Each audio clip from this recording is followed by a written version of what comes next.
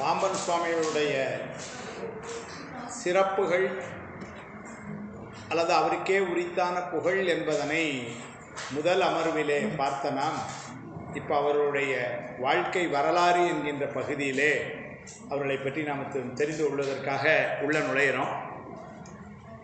பாம்பன் சுவாமிகள் என்று சொன்னதினாலேயே அவர்களுக்கு தோன்றிய ஊர் பாம்பன். இன்றைக்கி நமக்கு தெரியும் பாம்பன்னா ராமேஸ்வரத்துக்கு முன்னாடி 1850 இருந்து 52க்குள்ளே இருக்கணும். ஏன்னா அது சரியான அவருடைய பிறந்த தேதியோ ஏதோ கிடைக்கல. ஆனால் 1850 இருந்து 52க்குள்ளே இருக்கணும் அப்படின்னு தான் குறிச்சிருக்கிறாங்க. அவங்க அப்பா பெயர் சாத்தப்ப பிள்ளை என்பது, அவங்க அம்மா பேர் செங்கமலத்தம்மாள். அவர்களுக்கு புதல்வராக தோன்றியவர். இவருடைய இயற்பெயர் அப்பாவு என்பது. பாம்பன் சுவாமியுடைய இயற்பெயர் அப்பாவு என்பது. தந்தைக்கே குருநாதன் என்று ஒரு பெயர், அது ஒரு பொருளாம். அப்பாவு என்பது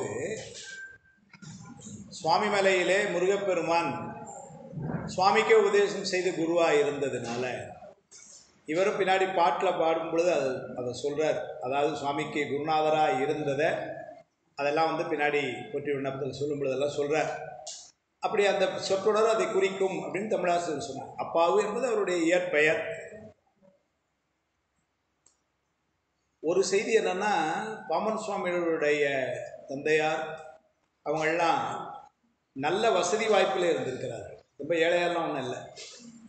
3-4 தென்னந்தோப்பு, அரிசி நெல் வியாபாரம், அது இதுன்னு நல்ல ஒரு செழிப்பில் தான் இருந்திருக்கிறார்கள். பாம்பன் சுவாமிகளுக்கு ஒரு அண்ணவர் இருந்திருக்கிறார். இவர் ஆரம்ப காலத்தில் முதல்ல கல்வி என்பது அந்த ஒரு தொடக்க கல்வி மாதிரி ஒரு ஆசிரியர், முனியாண்டியா பிள்ளைன்னு ஒரு ஆசிரியர் அப்படிதான் அந்த செய்தியெல்லாம் முதல்ல ஆரம்பம் படிக்கிறார். அதன் பின்னர் அதுக்கு அப்புறம் சேதுமாத ஐயர்னு ஒருத்தர், அவர் தான் இவருக்கு அதாவது நீ கவிஞானம் இப்படிலாம் செய்யலான்னு ஒரு பெரிய அளவில் எடுத்து கொடுத்தது. அந்த சேதுமாத ஐயர் தான் என்ன பண்ணுறாரு, இவருடைய திறமையெல்லாம் பார்த்துட்டு ஒரு விஜயதசமி நன்னாளில் நீ ராமேஸ்வரத்துக்கு வான்னு கூப்பிட்டு போய் 6 எழுத்து மந்திரத்தை உபதேசம் செய்கிறார். அதனால் இவருக்கு உபதேசம் செஞ்சது யாருன்னா சேதுமாதவையர் தான். அப்போ அதனால் உபதேசம் செஞ்சு அப்புறம் நீ இதெல்லாம் படிக்கணும், நீ பாட்டெல்லாம் பாடணும் அப்படின்லாம் சொல்லி இவர் பண்ணுறார். சுவாமிகளுக்கு சின்ன வயசில் கந்தசஷ்டி கவசம் மேலே ரொம்ப ஈடுபாடு உண்டாம். அதனால் கந்தசஷ்டி கவசத்தை அடிக்கடி பாடுவாராம். பாடுறப்பெல்லாம் அவருக்கு நினைப்பு என்னென்னா, இதே மாதிரி முருகா நானும் பாட்டு பாடணும்னு பாருங்க. கந்தசஷ்டி கவசம் பாடும் பொழுதே அவருக்கு நினைப்பு என்னவா இருந்திருக்குன்னா, இது மாதிரி நானும் பின்னாடி பாடணும் அப்படின்லாம் இது பண்ணார். அப்படி இருக்கும் பொழுது தன்னுடைய 13வது வயதிலேயே பனங்காடு தென்னந்தோப்பு எங்கேயோ போகும் பொழுது, தென்னந்தோப்பு அவங்களுக்கு கிட்டத்தட்ட 3-4 தோப்பு இருந்துதான். அதனால் காலையில் ஒரு தோப்புக்கு அந்த மேற்பார்வை பார்க்க போகிறார். முதல் தோப்பில் அவங்க அப்பா இருந்த உடனே சரி அப்போ நம்ம 2வது தோப்பை பார்ப்போம் அப்படின்னு அங்கே போகிறார். போகும்பொழுது அந்த பனை ஓலை ஒன்று, ஒரு எழுத்தாணி, அதை வச்சுட்டு சுவாமி நினைக்கிறாரா, எழுத்தாணி அப்படியே போச்சான். தன்னுடைய முதல் பாடல் அப்படி தான் பாடுறார். கங்கையை சடையில் பறித்து, முதல் பாட்டு முதல் பாட்டு எப்படி பாடுறார் பாருங்க. கங்கையை சடையில் பறித்து மறிமழுவம் கரத்தில் தரித்து உத்திரம் காட்டும் உழுவை அதல் அசைத்து அணிமன்றில் ஆடும் கங்காளர்க்கு அபிநமாய சங்கரி சடாதாரி சர்வாணி கல்யாணி தற்பரி பவானி தந்த தந்திமுகனோடு மற்ற 5 பெயர் நீர்மையும் தன்னகத்துள்ள தெய்வமே மங்கையர்தம் இன்பு எனும் துன்பினை விரும்பு விட மார்க்கத்தை விட்டு அதீதர் வாழ்வுக்கும் வாழ்வாய வாழ்வினை அளிக்கும் உன் மலர் அடி தியானிக்கவும் அங்கையின் நெல்லி அங்கனி என திருவருளை அடையவும் கருணை நல்காய் அருமறை புகழ்ந்து திருமுருக சிவசரவணத்து ஆதியே அமரர்வோவே. இதான் முதல் பாட்டு. சுவாமி 13 வயசில் பாடும் பொழுதே என்ன பண்ணுறாங்க, நீங்கள் முதல் பாட்டே பாருங்க. கங்காளர்க்கு சுவாமியை அபிநமாகிய, அபிநம்னா பின்னம்னா பிரிவுன்னு அர்த்தம். அபிநம் அப்படின்னா என்ன அர்த்தம், சேர்ந்தே இருக்குது. தன்னிலைமை மண்ணுயிர்கள் சார தரும் சக்தி பின்னமிலான் எங்கள் வீரர் திருவள்ளுவர். அதனால் அம்மாவும் ஐயாவும் சேர்ந்து தான் இருப்பாங்க. ஏற்கனவே உயிருக்கு அருள் புரியுது. அதனால் அவங்க வந்து அம்மா எப்போவுமே ஐயாவோட சேர்ந்தவர்கள், பின்னம் இல்லாமல் அப்படின்னு அர்த்தம், பிரிவில்லாமல், அதுதான் அபின்னம். அது சொல்றாரு. அபின்ன கங்காளருக்கு சுவாமி சொல்லியாச்சு. அப்புறம் அம்மா சொல்றார், அபின்னமாய சங்கரி சடாதாரி சர்வாணி கல்யாணி அப்படிலாம் சொல்றார் அம்மாவை பேர் உடனா சொல்லிட்டு, தற்பரி பவானி தந்த தந்திமுகனோடு விநாயக பெருமான். நீங்கள் இவரை போய் அவர் மற்ற ஆளெல்லாம் பேச மாட்டாங்க அப்படின்னு சொன்னோம்னு வச்சுக்கோங்க, முதல் பாட்டு அது பாடும்பொழுது 13 வயசான். முதல் பாட்டே சொல்றார், தந்த தந்திமுகனோடு மற்ற 5 பெயர் நீர்மையும் தன்னகத்துள்ள தெய்வமே முருகப்பெருமான. 13 வயசுல வழிபாடு எப்படி ஆரம்பிச்சார் பாருங்க. ஒரு வேண்டுகோள் வைக்கிறார். என்ன விண்ணப்பம் வைக்கிறார் பாருங்க. நான் நல்லா இருக்கணும், நல்லா படிக்கணும், அதெல்லாம் கேட்குறேன். மங்கையர்தம் இன்பு எனும் துன்பினை விரும்பும் மட மார்க்கத்தை விட்டு. 13 வயசுல வழிபாடு என்னவா கேட்கிறாருன்னா, மங்கையர்தம் இன்பு எனும் துன்புன்னு, அது இன்பம் என்பது போல துன்பம் தரும் அப்படின்னு திருவாசகத்தில் சொல்லுவார். தண்டமணி தேசியர் உரையில் அதை நயம் காட்டுவார். யாருக்கு தெரிஞ்ச பாட்டு, கனியனேன் பெரும்பிறவி பௌவத்து எவ்வத்திறந்திடையால் ஏற்றுண்டு பற்றுண்டின்றி கனியை நேர்த்துவர் வாயால் என்னும் காலால் கலக்குண்டு காமவான் சுறாவின் வாய்ப்பட்டு. அது சொல்கிறாரு. அந்த மகளிர் இன்பம் என்பது தண்டமணி தேசியர் உரையில் எழுதுவார். கால்னு வந்து காற்றை சொன்னதுனால, காற்று வந்து என்னாகுமா, தென்றலாய் வரும் பொழுது நல்லா இருக்குமா, புயலாய் மாறும் பொழுது இதாயிருமா.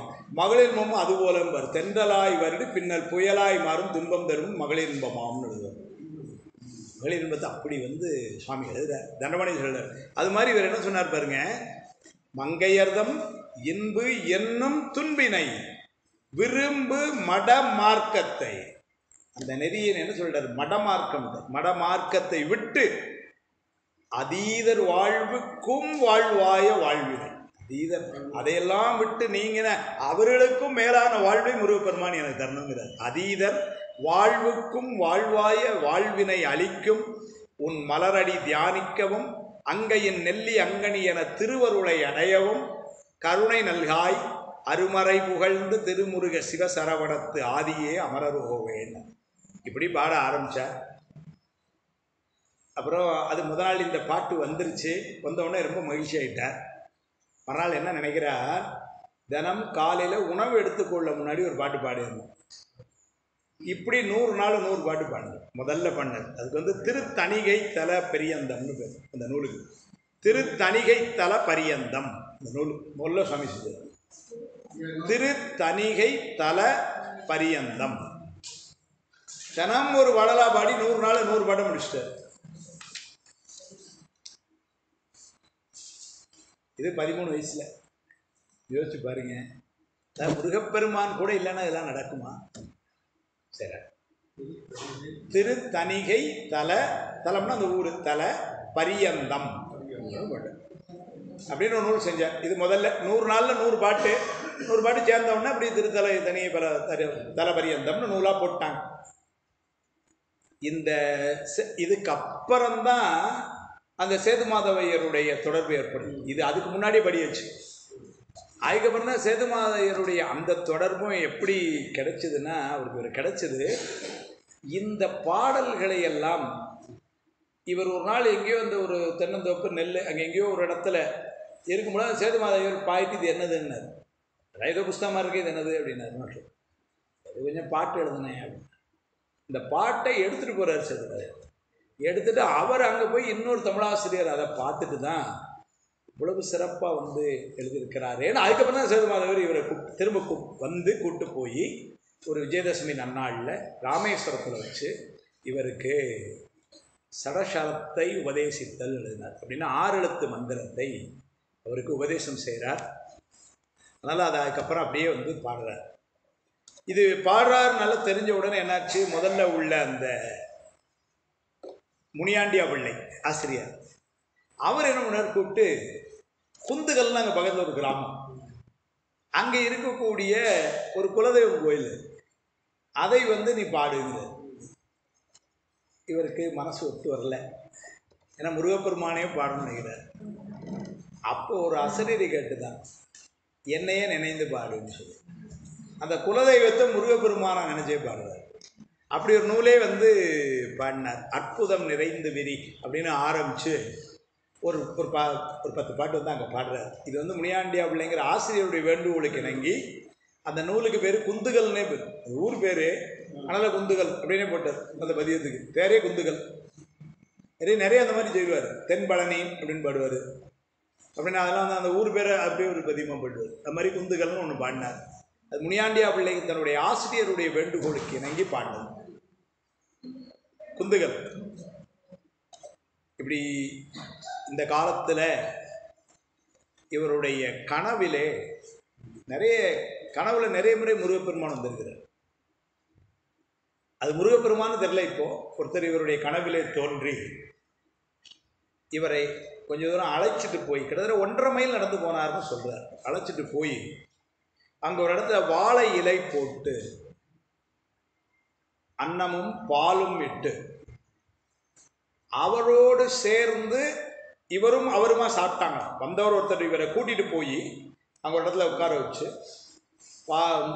அன்னமும் பாலும் இது பால் சோறு மாதிரி வச்சு அதை கொடுத்து சாப்பிட்டு, இனி நீ இருப்பிடம் சொல்லுங்க அப்படின்னு சொல்லிட்டு அந்த ஆள் போயிட்டாரான். அதை கனவு வந்தார், ஒரு இடத்துல போய் சாப்பிட்டாங்க. சாப்பிட்டு சரி நான் போயிட்டார், நீ உன் வீட்டுக்கு போ அப்படின்னு சொல்லிட்டு அவர் போயிட்டார். அதுக்கப்புறம்தான் இவருக்கு அந்த பாடல் பாடுகின்ற ஆற்றல் அதிகமாயிற்றுன்னு சுவாமி எழுதுறார். அவரே சொல்றார் இந்த நிகழ்வு. அப்போ அது முருகப்பெருமான் தான் அதை கொடுத்துருக்க வேண்டும்னு அவருடைய நம்பிக்கை. இதில் என்ன ஒரு பெரிய சிறப்பு என்னன்னா, சுவாமிகளுடைய வரலாறு நிறைய பேர் அங்கங்கே செய்திகளை சொல்லியிருக்கிறாங்க. நிறைய செய்திகள் பல பேரும் ஒருமித்த கருத்தில் சொல்லியிருக்காங்க. 1-2 இடங்களில் சின்ன சின்ன மாற்றம், அது வரலாறு பொழுது வரும். கண்டிப்பாக சின்ன சின்ன மாற்றங்கள் வரும், இல்லைன்னு சொல்லலை. ஆனால் பெரிய அளவில் இல்லை, சிற்சல் அளவு வந்திருக்கு.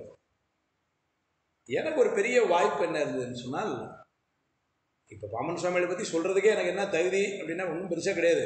ஒன்றும் பெருசாக படித்ததும் இல்லை. பாம்பன் சுவாமிகளை மானசீக குருவாக கொண்ட தங்கல் சுவாமிகளுக்கு மாணவர்களாம். அது ஒண்ணுதான். பாம்பன் சுவாமிகளுடைய வரலாறை எல்லாம் படிக்கும் பொழுது அந்த வரலாறு இவ்வாறு என்று நாம நூல் வழியாக படிக்க, இப்படித்தான் இருக்க வேண்டும் என்று ஒருவர் இருந்ததை பார்த்தேன் தங்கவேல் சுவாமி மூலமா. பாம்பன் சுவாமிகளுடைய நெறி எப்படி இருந்ததோ, அவர் இங்கே பாலும் அன்னமும் சாப்பிட்ட உடனே கவிபாட திறமை வந்தது மட்டுமல்ல, பாம்பன் சுவாமிகள் அப்போ முடிவு பண்ணிட்டாரா, இனிமேல் உப்பு புளியெல்லாம் சேர்க்க வேண்டாம். யோசிச்சு பாருங்க, அவர் உப்பு புளி கடைசி வரைக்கும் சேர்க்கலை. அதனால் என்னுடைய குருநாதர் அதோட ஒருபடி மேலே நிற்கணும்னு மிளகாத்துலையும் விட்டு கடைசி வரைக்கும் அப்படி இருந்தார். உப்பு புளி மிளகாத்தல் 3ம் இல்லாமல் சாப்பிட்டார். பாம்பன் சுவாமிகள் ஒரு வேளை மட்டும் சாப்பிடுவார். அந்த ஒரு வேளையும் எப்படி சாப்பிட்டோன்னாக்கா, இந்த காலையில் கொஞ்சம் பால், இரவு கொஞ்சம் பழம் அப்படின்னு இல்லை. நம்மளும் விரதம்லாம் இருப்போம், நல்லா விரதம் இருப்பேன். அதுக்கு மேலே வேண்டாம், எப்படி இருப்பேன்னு உங்களுக்கே தெரியும். பாம்பன் சுவாமிகள் காலை மாலை எல்லாம் எதுவுமே எடுக்க மாட்டார். உச்சி பொழுது சாயும் முன்னர், அதான் ஒரு கணக்கு. 11:30-11:45 மத்தியானம் 12 மணிக்கு சாப்பிடுவாராம். அது என்னென்னா இந்த மாதிரி அன்னமும் பாலும். பின்னாடி என்ன சொல்லியிருக்கிறாரு, சாதமும் பயறு ஏதோ அந்த மாதிரி ஒன்று சாப்பிட்ருக்காரு. இதான் அவர் சாப்பிட்ருக்கிறார். அதில் உப்பு கிடையாது, புளி கிடையாது. அதனால் தங்கவேல் சுவாமிகள் அதே போல் ஒரு வேளை உப்பு புளி மிளகாத்தல் இல்லாமல் தான் கடைசி வரை சாப்பிட்டு இருந்தாப்புல. பாமன் சுவாமிகளுடைய வரலாறுல ஒன்று சொல்லுவார், சில நேரங்களில் அவர் உச்சி பொழுது ஒரு சிறிது சாயும் ஆயினும் உணவிடையல் அப்படின்னு எழுதுவார் பாமன் சுவாமி. அப்படின்னா என்ன, ஏதோ இங்கே வெளியிலேயே போயிட்டு ஒரு 2 மணி ஆயிட்டுன்னா அன்னைக்கு சாப்பாடு கிடையாதான். இப்படி பாமன் சுவாமிகள் தொடர்ந்து 5-6 நாட்கள் கூட உணவு இல்லாமல் இருந்திருக்கிறார் அப்படின்னு வருது.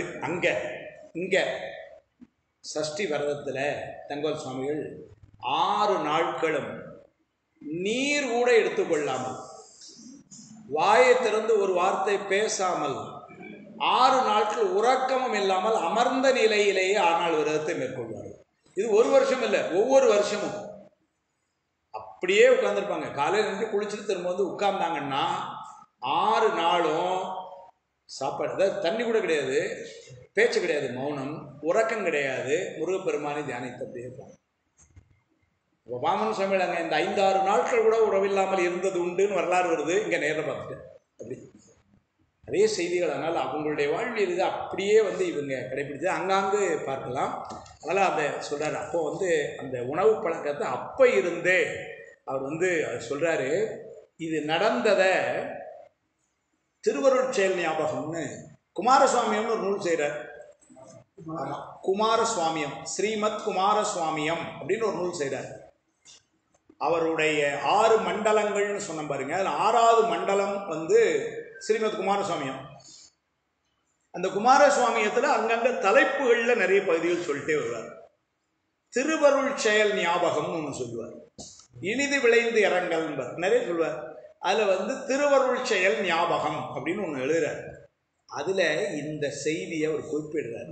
ஒருத்தர் கனவுல என்னை கூட்டிகிட்டு போய் இலை போட்டு பாலுமனம் சாட்டி இனி நீ இடத்துக்கு செல்க என்று மறைந்தார். அதன் பின்னர் எனக்கு கவிபாடும் திறன் அதிகமாயிற்றுன்னு எழுதுகிறார். அதை திருவருள் செயல் ஞாபகத்தில் பாட்டாக எழுதுறார். வனப்பு மிக்குவார் சைவர், அது வந்தவர் ஒருத்தர் சைவருங்கிறார், சைவ வேடத்தில் வந்தாருங்கிறார். வனப்பு மிக்குவார், என்ன காட்டு மாதிரி எங்கேயோ கூட்டி போயிருக்கார். வனப்பு மிக்குவார் சைவர் என் கனவில் என்னை கொடுபோய் பயசடிசில் அப்படின்னு சாப்பாடு அடிசில் இனிப்புறப்பிசைந்தனர், உப்பு பொழிய அங்கனே மறுக்க சொல்லியிருக்கிறார். இனிப்புறப்பிசைந்தனர், சாதமும் பாலும், அதை என்னோடு இனிது இருந்து ஏகும்னார். கூடவே இருந்து அவரும் சாப்பிட்டார். அதை என்னோடு இனிது இருந்தியும் ஏகினர். அது தொட்டு உனை பழிச்சிடும் கவிதையும் நூலோர் உணர்வு வளர்ந்தன இவையும் உணர்வுளே என்றார். அதில் இருந்து எனக்கு பாடக்கூடிய ஆற்றலும் நூலோர் உணர்வும் அப்படின்னா ஏனைய நூல்களை எல்லாம் படித்து புரிகிற அந்த ஆற்றலும். ஏன்னா இவர் பள்ளிக்கூடத்தில் போய் படித்து எம்ஏ தமிழ் அதெல்லாம் ஒன்றும் இல்லை. ஆனால் அந்த ஆற்றல் இப்படி தான் வந்ததுங்கிறார். ஒரு நாள் இரவு கனவுல நடந்தது, அதிலிருந்து மறுநாளில் எனக்கு பாடுகின்ற ஆற்றலும் அந்த பிற நூல்களை எல்லாம் படித்தா புரிந்து கொள்கின்ற அந்த உணர்வும், அது அப்படியே சொல்கிறாரு. அது தொட்டு உனை பழிச்சிடும் அப்படின்னா வாழ்த்தியும் அர்த்தம். பழிச்சிடும் கவிதையும் நூலோர் உணர்வு வளர்ந்தன இவையும் உணர்வுளே. முருகா, இதுவும் உன்னுடைய அருள்தான் என்று சொல்ற. இது வரலாற்றில் நடந்த ஒரு நிகழ்வு. ஏன் சொன்னேன்னா, நான் டீ குடிக்க முன்னாடி சொன்னேன், இந்த வாழ்க்கை வரலாறு முழுவதும் பார்த்தீங்கன்னா முருகப்பெருமான் இவர் கூட இருந்தார். வாக்கில் தான் இவர் முருகப்பெருமானை பேசுகிறார், ஆனால் முருகப்பெருமான் கூட இருந்தார். நிறைய இடங்களில் சொல்கிறார். 1878 அப்படின்னா அவருக்கு ஒரு 25-27 வயசு இருக்கணும். அவர் கல்யாணம் பண்ணுறாங்க. மதுரையை சேர்ந்த ஸ்ரீ காளிமுத்தம்மாள், அதான் அவருடைய துணைவியார் பேர் ஸ்ரீமதி காளிமுத்தம்மாள். அவருடைய தந்தையார் பேர் சின்ன கண்ணு பிள்ளைன்னு பேர் வரலாறுங்கிறதுக்காக இது சொன்னேன். அதனால் ஏன்னா பாமன் சாமியோட மாமனார் பேர் யாருன்னு பரிச்சையில் கேட்க போகிறதில்லை, செய்திக்காக அவருடைய மகளார். ஆனால் காளிமுத்தம்மாள் அது சுவாமியுடைய துணைவியார் பெயர். வாமன் சுவாமிகளுக்கு துணைவியாக இருக்கிறோம்னா அவங்க எவ்வளோ தவம் செஞ்சுருக்கோம், நம்ம அப்படி யோசிக்கணும். நிறைய நிகழ்வுல சொல்கிறார். அவங்க ஒரு செய்தி சொல்லுவார். வாமன சுவாமிகளுக்கு 3 குழந்தைங்க. முருகைய பிள்ளைன்னு முத பையன், சிவஞானம்பாள்னு பொண்ணு, 3வது குமரகுருதாச பிள்ளை அப்படின்னு. அந்த காலத்தில் அந்த பிள்ளைங்கிற அது அந்த ஏன்னா அவர் அந்த குலத்தை சார்ந்தவர், அதனால் பிள்ளைன்னு இப்படி போட்டிருக்கிறாங்க. ஆனால் அது குழந்தைக்கே அப்படி போட்டிருக்காங்க. நூல்லே அப்படி தான் எழுதுவாங்க. முருகைய பிள்ளை, சிவஞானம்பாள், குமரகுருதாச பிள்ளை. இந்த 2வது சிவஞானம்பாளுக்கு ஒரு வயசு கூட ஆகலையா. இப்போ 1 வயசு கூட ஆகலைன்னா 10-11 மாதம் அந்த குழந்தை அழுதுருக்கு. ராத்திரி ஏதோ ரொம்ப அழுதுச்சு. உடனே இந்த அம்மா இவரை திருநீர் கொடுங்க, குழந்தை அழுதுட்டு இருக்கேன். நான் திருநீர்லாம் தரமாட்டேன், முருகப்பெருமான்ட்ட போய் கிளம்பு அப்படின்னாதான். அப்போ இந்த அம்மா நினைக்க காஷாயதாரி ஒருவர்னு எழுதுறாரு. அப்படின்னா என்னத்தான், முருகப்பெருமான் சந்நியாச கோலத்தில் பின்னாடி அதை பழனியில் பாடும் பொழுது பரமார்த்த சந்நியாசி. ஏன்னா பரமார்த்த சந்நியாசம்ங்கிறது சந்நியாசத்திலேயே ரொம்ப உயர்வு. சன்னியாசத்தில் 4 அதில் பரமகஞ்ச சந்நியாசம்ங்கிறது அதான் ரொம்ப உயர்ந்த நிலையில் உள்ள சன்னியாசம். முருகப்பெருமான் அப்படி சொல்லுவார், பரம சந்நியாசி அப்படின்னு பாடுவார்.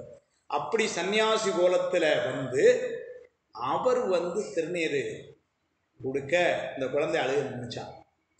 இப்போ கொஞ்சம் கழிச்சு மாமன் சாமிகள் கேட்குறாரு, இப்போ குழந்தை அழுது நின்றுச்சு அப்படின்ட்டு. அந்த அம்மா சொல்கிறாங்க, அது மாதிரி ஒரு சன்னியாசி ஒருத்தர் வந்தார், அவர் திருநீர் கொடுத்தார், இப்போ அவர் எங்கேன்னு தெரியல, அவர் போயிட்டார்.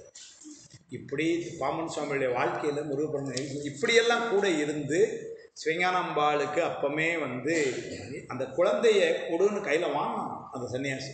முருகப்பெருமான் சிவஞானம்பாளை தன்னுடைய கையில் வாங்கி உடல் நீரும் திருநீர் பூசி கொடுத்துட்டு திரும்ப கொடுத்துட்டு போனான்னா அது அழுகை நிப்பாட்டிச்சான். அப்படிலாம் சொல்கிறார். அதெல்லாம் சொல்லி இதெல்லாம் நடக்க 1890 இதுனா 1878 கல்யாணம் ஆகி கிட்டத்தட்ட ஒரு 12 வருஷத்தில் அப்போ தான் ஒரு பெரிய அற்புத செயல் ஒன்று நடந்தது வரலாறு.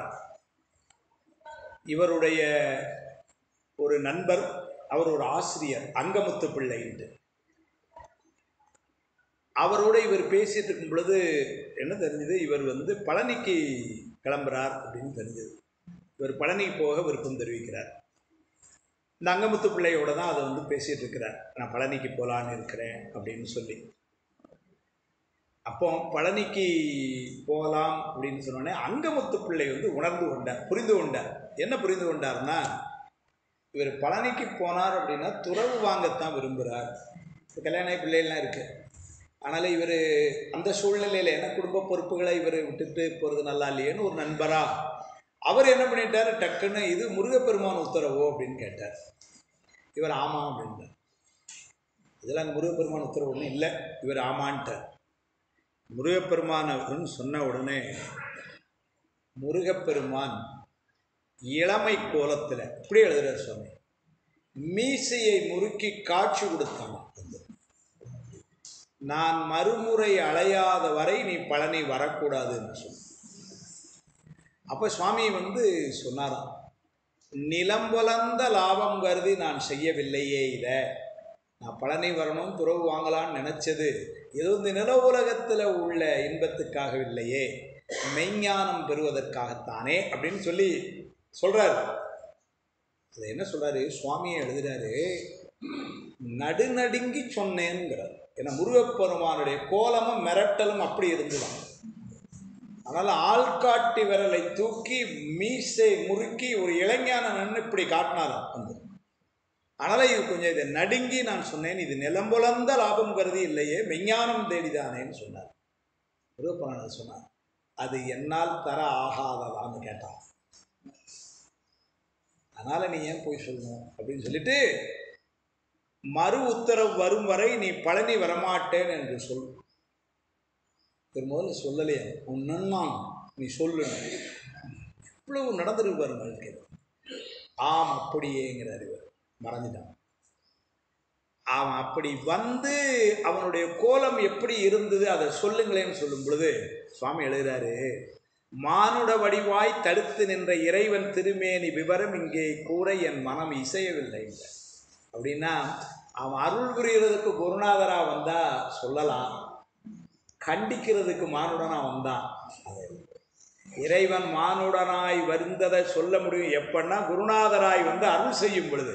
இங்கே அதில் வரல, அதனால் அதை கூற என் மனம் இசையவில்லை என்றார், என்னால் சொல்ல முடியல என்றார். மானுட வடிவாய் தடுத்து நின்ற இறைவன் திருமேனி விவரம் இங்கே கூற என் மனம் இசையவில்லை அப்படி எழுதுறாரு சுவாமி எழுதுறாரு. சொல்லிட்டு அதுக்கப்புறம் சில நூல்கள் பாடுறார். இந்த நூல்கள்லாம் உண்மையிலே பெயரை தெரிஞ்சுக்கும், இந்த 1.5 நாளில் இவ்வளோ தான் முடியும், பெயரை சொல்லிக்குவோம், அதுக்கப்புறம் எல்லாரும் எடுத்து படிச்சுக்கங்க. சிறுமை நீக்கு உயர் செல்வம், அதாவது என்னுடைய சிறுமையை நீக்க, சிறுமை நீக்கு உயர் செல்வம், பிழை பொறுக்க முறையீடு, ரொம்ப வருத்தப்பட்டுலாம் பாருங்க, பிழை பொறுக்க முறையீடு, துறவு நோக்கம், ஏன்னா துறவு நோக்கம் வந்து ஏன்னா அந்த எண்ணத்தில் இருந்ததுனால பிழை பொறுக்க முறையீடு. இந்த பிழையெல்லாம் நீ பொறுத்து அருள வேண்டும், பொறுத்து அருள வேண்டும்னு கெஞ்சுறாரு. பிழை பொறுக்க முறையீடு, சிறுமை நீக்கு உயர் செல்வம், அதாவது நம்முடைய சிறுமைகளை எல்லாம் அவன் நீக்க வேண்டும் என்று அதுக்கு ஒரு பதியும். அப்புறம் துறவு நோக்கம். ஏன்னா இந்த எண்ணம் வந்து நான் துறவு நோக்கம் கருதி தான் வந்தனே ஒழிய வேறு இது இல்லைன்னு வலியுறுத்திருக்கா. துறவு நோக்கம் இதெல்லாம் பாடுற. இதில் என்னன்னா அப்புறம் தென்பழனின்னு ஒன்று பாடுவார். ரொம்ப உருக்கமாக பாடுவார்.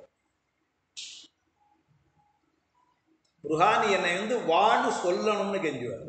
ஏன்னா அவன் சொல்லிட்டு போயிட்டான், என்னுடைய இது இல்லாமல் நீ வரக்கூடாதுட்டான், நீ அதை சொல்லுங்கிறான்.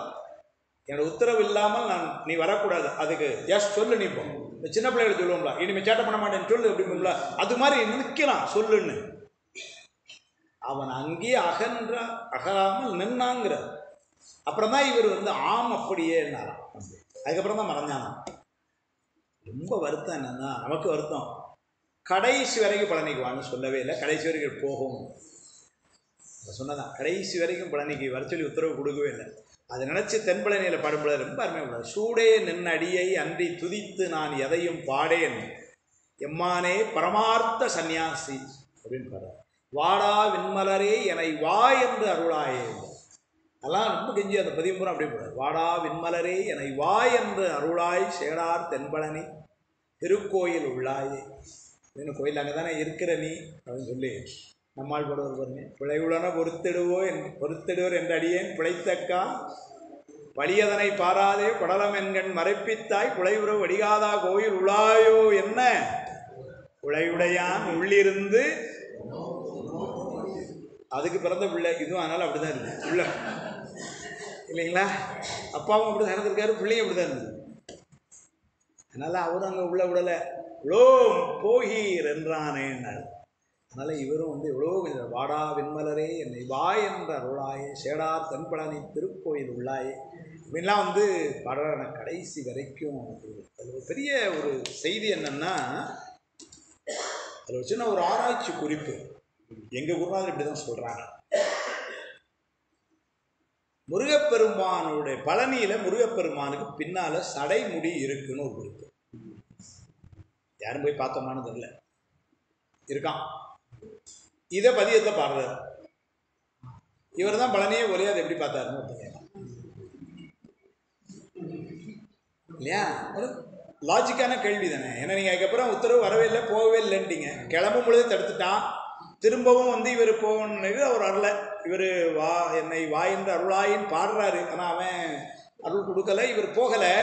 ஆனால் இது எப்படி தெரிஞ்சுது அப்படின்னு வந்து சொல்லலாம். அது ரெண்டு சொல்கிறாங்க. சுவாமி என்ன சொல்லுவாங்கன்னா, எங்கள் சாமி சிரிச்சுட்டே சொல்லுவாங்க, அதுக்கு முன்னாடியே பழனி போயிட்டு வந்திருக்கிறார் அப்படிம்பாங்க முன்னாமையே. இன்னொன்று என்ன சொல்கிறாருன்னா, எங்கள் சுவாமி அருமையாக சொல்லுவாங்க, அவர் பழனி போய் தான் முருகனை பார்க்கணும் இல்லை, அதனால் இருக்கிற இடத்த வந்து காட்சி கொடுக்குறானே இல்லைங்களா. நம்ம பழனி போய் கூட முருகன் தெரிய மாட்டேங்குது சொல்ல கூட்டத்தில் என்ன.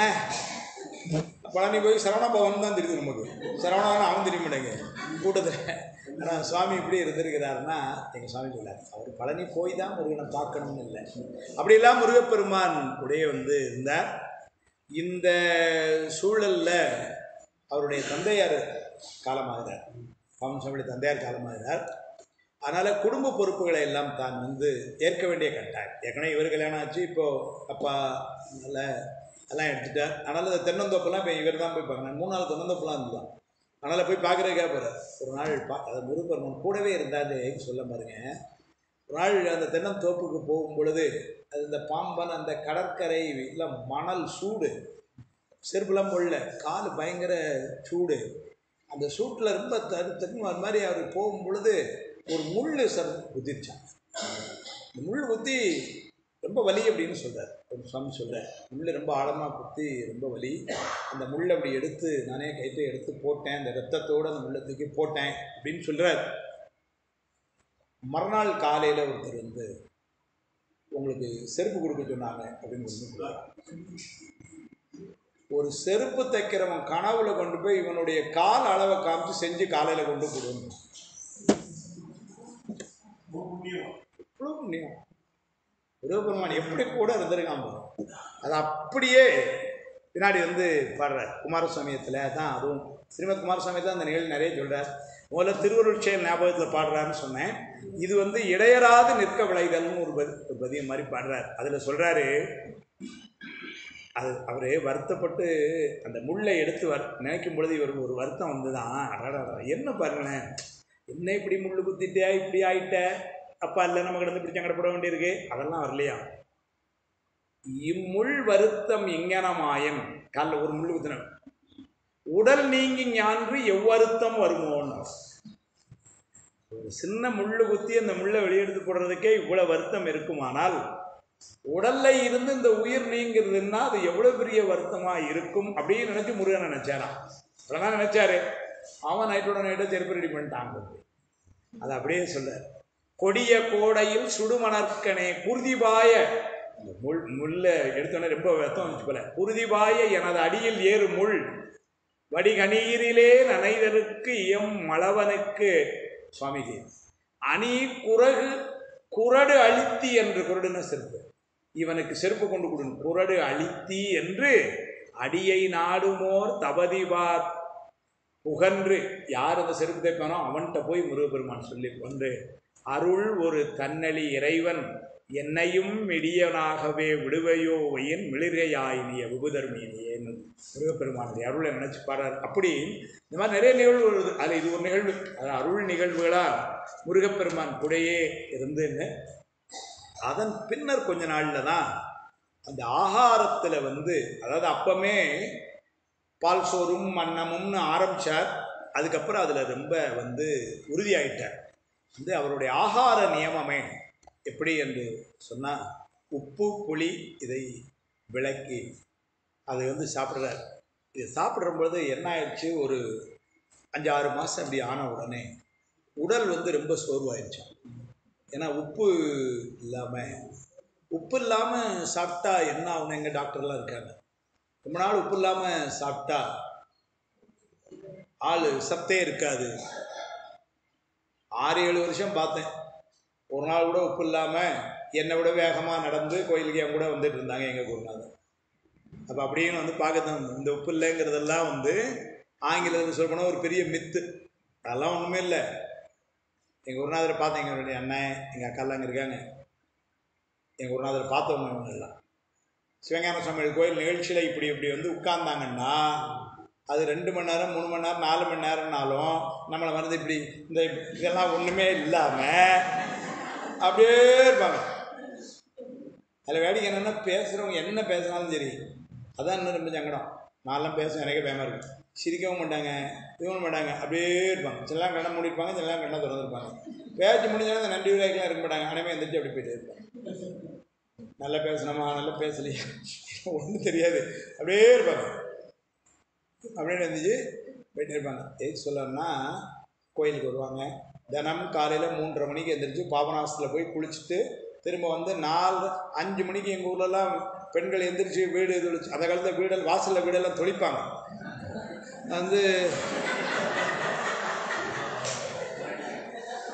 இல்லை இப்போ அப்பார்ட்மெண்ட்டுங்க, எங்கள் வீட்டில் தொழிச்சா எழுத்து வீட்டுக்குள்ளே தண்ணி போயிடும். அதுக்காக சொன்னேன். அதனால் அந்த பெண்கள் கண்ணில் பார்த்துட முடியாது. அவங்க 5 மணிக்கு சொல்லிக்க முன்னாடி இவங்க 3:30 பாபநாசம் கிட்டத்தட்ட 1 மைல் போயிட்டு குளிச்சுட்டு அந்த வேஷ்டி அப்படி மேலே போட்டு இப்படி வந்தாங்கன்னா அது வரும்பொழுதே காஞ்சிடும். மேலே ரூமுக்குள்ளே போயிட்டாங்கன்னா இவ்வளோதான். இனிமேல் திரும்ப மறுநாள் மத்தியானம் மறுநாள் ராத்திரி 3:30 இறங்கி திரும்ப போகிறது தான். பார்க்கவே முடியாது. அப்படி இருந்த ஒரு துறவு. எதுக்கு சொல்ல வந்தோன்னா, 1 மைல் பாபநாசம் போயிட்டு திரும்ப வரதுன்னா சாயங்காலம் என் கூட அப்படி சந்திப்பூர் கோயிலுக்கு வருவாங்க, திரும்ப அப்படி மேலே போவாங்க. எங்கேயுமே ஒரு நாள் கூட அவங்க சோர்வாக இருந்தாங்க, இப்போ கொஞ்சம் டயர்டாக இருக்கு, ஏஜ் ஆகுதில்ல, இப்படியான ஸ்டேட்மெண்ட்லாம் கேட்டதே இல்லை. 70 வயதுக்கு மேலே 75 வயசு வரைக்கும் இருந்தாங்க. எப்போவுமே அப்படி ஏஜ் சொல்லணும்னா, உப்பு இல்லைன்னா அப்படி இதாயிருமோ, அப்படிலாம் ஒன்றும் இல்லை, இருக்க முடிந்தது. பாமன் சுவாமிகளுக்கு அப்போ என்னாச்சா, கொஞ்சம் உடல் எல்லாம் ஒரு சோர்வு தட்டிய மாதிரி இருந்தது. இப்போ கூட இருக்கவங்கலாம் சொன்னாங்களா, உப்பு இல்லை இவர் வேண்டாம் அப்படிங்கிற. அப்போ அவருடைய நண்பர் இல்லை ஏதோ மருத்துவம் தெரிஞ்ச ஒருத்தர் சொல்கிறாரா, இந்துப்பு சேர்த்துக்கங்க. உப்பு சேர்க்கல அப்படின்னா இந்துப்பு சரி, இந்துப்பு சேர்க்கலாமா வேண்டாமான்னு யார்கிட்ட போய் கேட்டாராம், முருகப்பெருமான்கிட்ட போய் கேட்டாராம். எப்படி கேட்டார்னு சொல்கிறார். சீட் எழுதி போட்டாரா, வேண்டாம்னு வந்துடும். அதனால் இந்துப்பும் க்ளோஸ். நல்லா வேண்டாம்னு வந்துடுச்சு இல்லை, நல்லா அது வேணாம். அது வேண்டாம்னு வந்த 30 நாட்களுக்குள்ள உடல் நலம் பழையபடி நல்லா இருக்கு. அது சொல்ற அசோகசால வாசம்னு ஒரு நூல் செய்கிறார் சுவாமி. அசோகசால வாசம், அசோகசால வாசம். அதில் சொல்றார் அசோக சால வாசம் அப்படின்னு நூல் செய்கிறார். அதில் சொல்றார் எம்மணித்தரும் உண்ணும் உப்பை கந்தனும் கடலாய் உள்கண் செம்மையுற்றுமை மாவியப்பு எனல் செப்பின் என்று அடைல் பொருட்டே. இப்படி உப்பு இல்லாமலும் என்னால் நல்ல வழக்கம் போல இருக்க முடியுறது ஒரு பெரிய வியப்புன்னா அது ஒரு பெரிய வியப்பு இல்லை, அவன் அருள் முன்னாடின்னு போயிட்டார். ஏன்னா சாதாரண அனுமதி உப்பு இல்லாமல் நீங்கள் இப்படி இருக்கிறீங்கன்னா பெரிய வியப்பு தான் சார், ரொம்ப ஆச்சரியங்க அப்படின்னு உலகத்துக்கு சொல்லுவோம்ல. இது மாவியப்பு எனல் செப்பின் என்று அடைதல் பொருட்டே.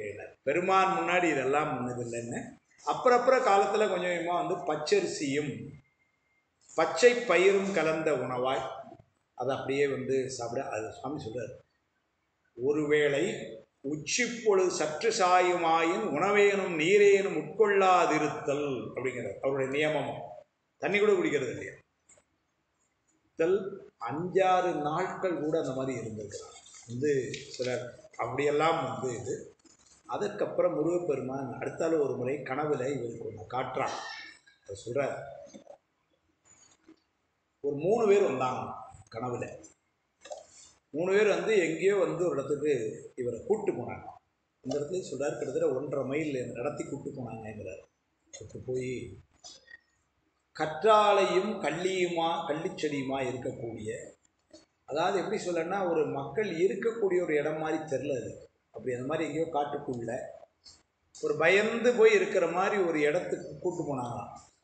கூப்பிட்டு போய் கற்றாழையும் கள்ளிச்செடியும் விரவிய காட்டினில் தனியனை அப்படிங்கிறார் அழைத்துட்டு போய் கூப்பிட்டு போனவங்க எப்படி இருந்தாங்கன்னு கரிய நிற துணியை அறையில் கட்டியவர்கள் 30 ஏதோ கருப்பு துணியை இடுப்பில் கட்டியிருக்காங்க. அப்படி 3 பேராம். இங்கே போகும்பொழுது சில பேர் வந்து கல்லெறிஞ்சாங்களாம், மணல் அள்ளி வீசினாங்களாம். கனவுல வருது இதெல்லாம் வந்து. அதனால் இதை வந்து அப்படியே வந்து உள்ள கொண்டு போய் அதுக்கப்புறம் இவங்க 3 பேரும் என்ன பண்ணாங்களாம், இவரை அதுக்கு மேலே ஒரு இடத்துல நடந்து போக முடியாது, ரொம்ப வழுக்கம். சுவாமி இப்படி எழுதுறார். இந்த வழுக்கு என்னன்னா மலமாகிய அழுக்குங்கிறார். அதாவது ரொம்ப மோசமாக ஆனால் ஒரு பகுதி அதில் வந்து கீழெல்லாம் காலை வைக்க முடியல, வழுது. இவங்க 3 பேரும் சேர்ந்து அவரை தூக்கி கொண்டு போய் இடத்துல கொண்டு விட்டாங்க. அங்கே விட்டால் அப்படியே பழங்கள் காய்ச்சி தொங்குதான் அங்கே நின்று அப்படி பறித்து சாப்பிட்ற மாதிரி. அங்கே எல்லாம் மக்கள் அப்படி பறித்து சாப்பிட்றாங்களாம். இவரும் பறித்து சாப்பிட்டார். அதை வந்து என்ன சொல்கிறாரு, எனக்கு சொர்க்கத்தையும் நரகத்தையும் கனவிலே காட்டி அருளினாங்கிறார். இப்படி முதல்ல அழைச்சிட்டு போன இடம் நரகமா, அதுக்கப்புறம் சொர்க்கலோகம் இப்படி இருந்ததுன்னு அது ரெண்டையும் எனக்கு கனவுல அவன் காட்டினா முருகன்கிறார். நீ அதனுள் படலாகாது நம் கருணை கருத்தானே அம்மார்க்கங்கள் இவ்வாறு அறிவிக்கும் என நமக்கு அறிவிப்பது என உணர்ந்து. அப்போ அந்த மார்க்கங்கள் சொர்க்க நரகம்ங்கிறது எப்படி இருக்கும், ஏன்னா நூல்களில் தான் பார்க்குறோம் சொர்க்க நரகம் எப்படி இருக்கும் அப்படின்னு வந்து பார்க்குறோம். சொர்க்கலோகம்னா அங்கே கேட்க வேண்டாம், எல்லாம் கேட்காமலே கிடைக்கும், ரொம்ப வசதி வாய்ப்புகள், இந்த உலகத்தில் இல்லாத இன்பங்கள்லாம் அவங்க அனுபவிக்கலாம், தொடர்ந்து அனுபவித்து கொண்டிருக்கலாம் எல்லாம் சொல்கிறோம்.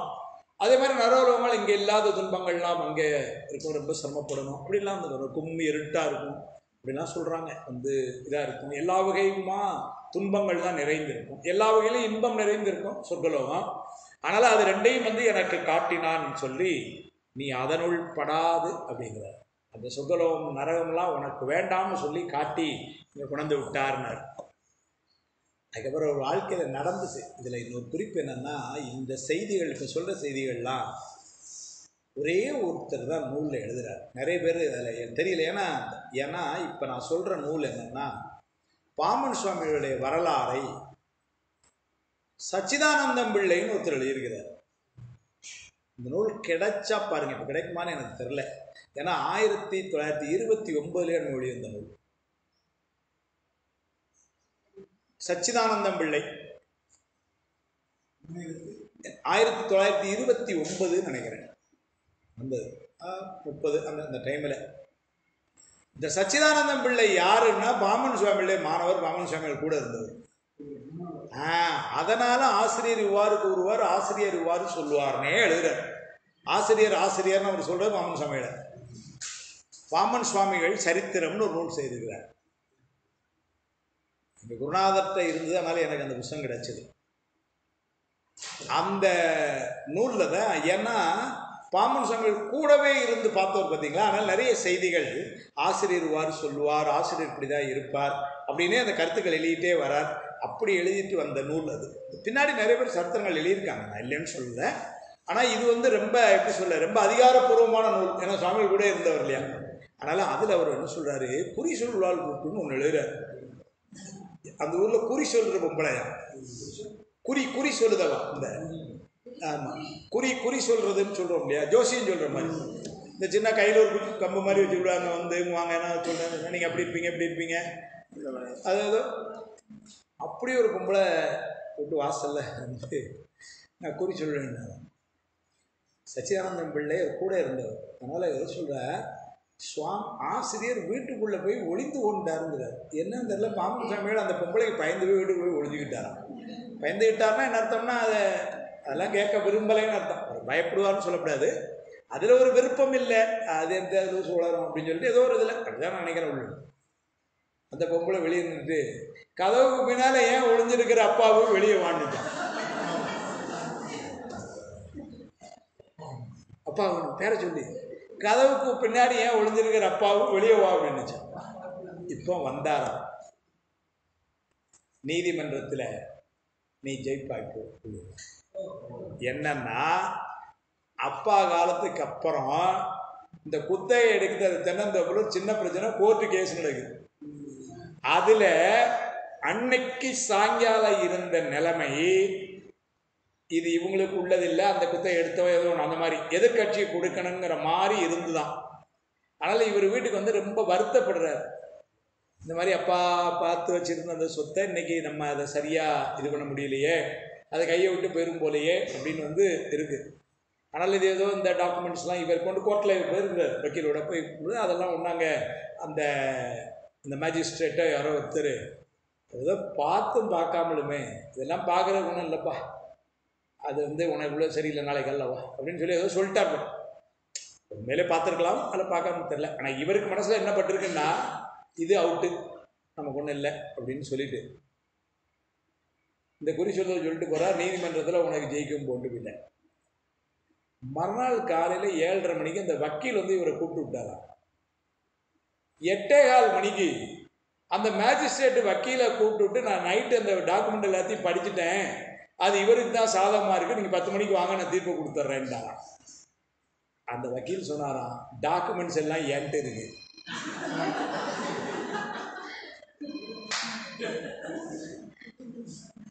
ஏன்னா முத நாள் சாயங்காலம் பார்த்தும் பார்க்காமலுமே எப்போ அப்படின்னு எதுவும் சொல்லி, அதெல்லாம் ஒன்றும் இல்லை, உனக்கு அது உனக்கு இருக்க மாதிரி தெரில அப்படின்ட்டாரு.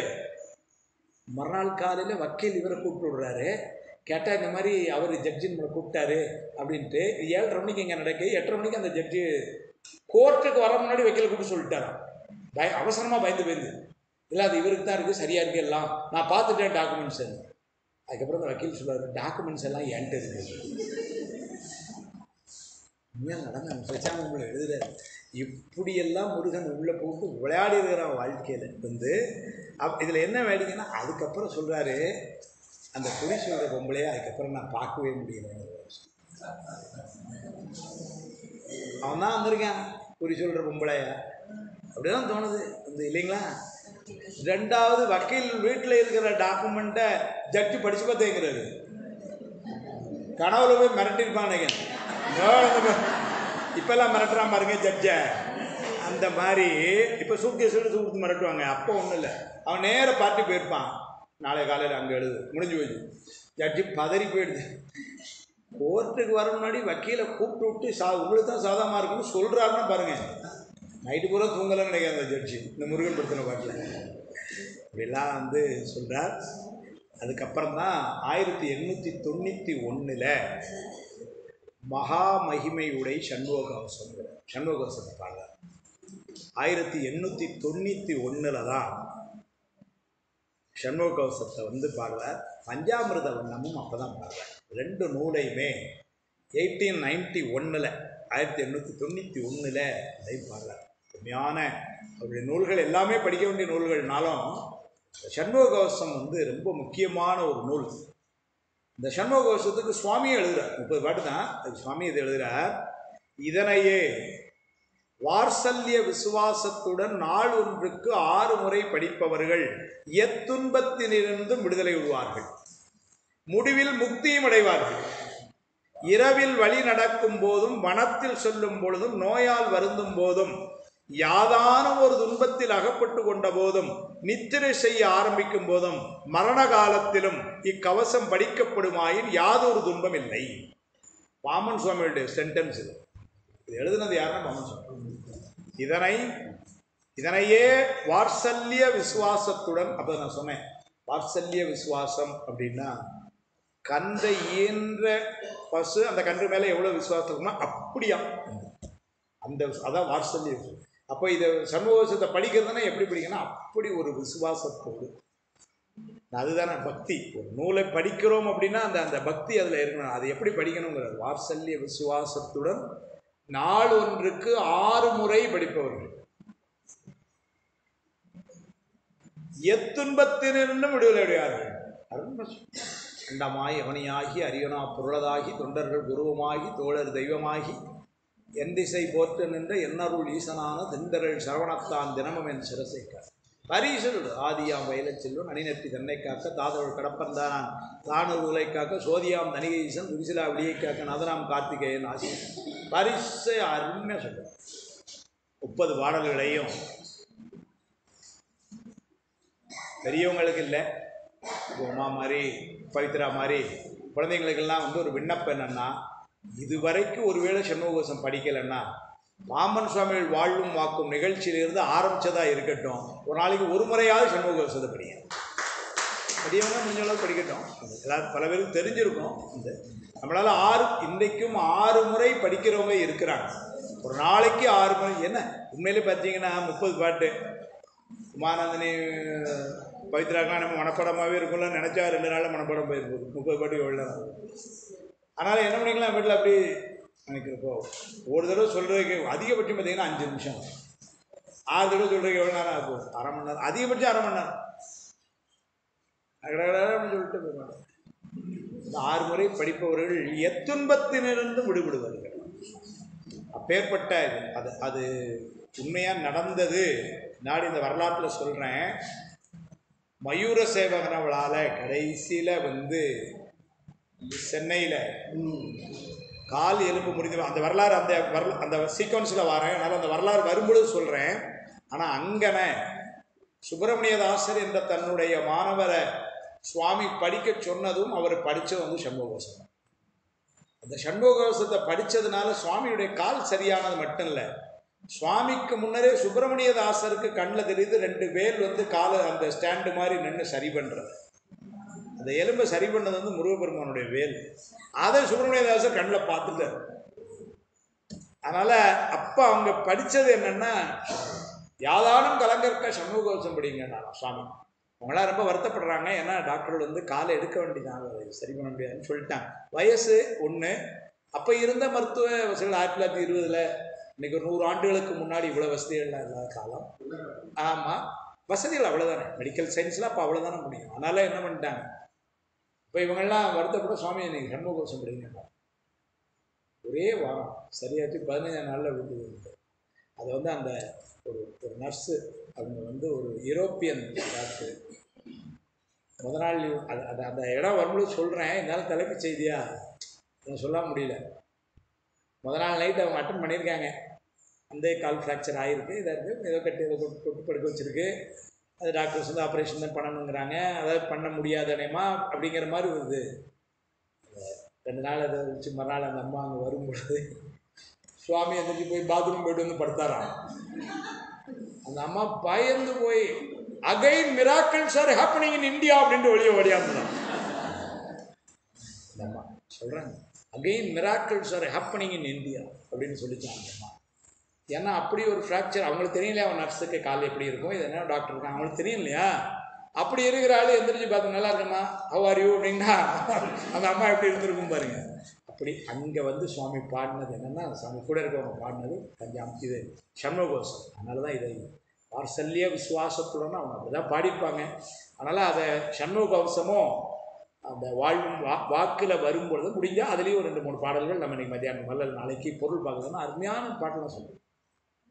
இழந்து போகாத வாழ்வை ஈயும் முத்து ஐயனார் கைவேல் வழங்குனல் ஊன் உண்போதும் மால் விளையாட்டின் போதும் பழஞ்சுரர் போற்றும் பாதம் பணிந்து நெஞ்சு அடக்கும் போதும் செழுங்குணத்தோடைய காக்க திடமுடன் மயிலும் காக்க நிறைய செய்திகள் சொல்லுவோம்.